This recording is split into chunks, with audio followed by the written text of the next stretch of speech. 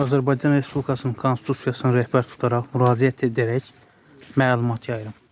Eyni zamanda da ictimai nəzarət hüquqlarından istifadə edirəm. Devlətimiz üçün, xalqımız üçün düşərli olsun inşallah.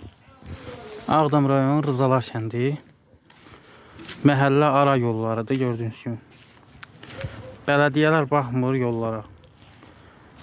Halbuki onların vəzifə borcudur. Bərbad yollara baxmaq.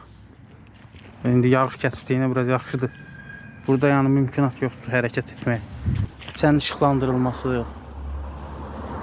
bələdiyyələrin vəzifə borcudur.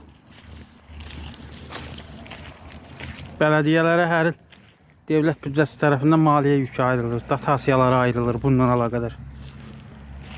Yalnız Qaradağlı kənd bələdiyyəsi öz vəzifə borclarını düzgün icra etmir. Bir neçə dəfə də orada çəkiliş etmişəm. Onlar işə gəlmir, işə çıxmadan əmək haqqı alırlar.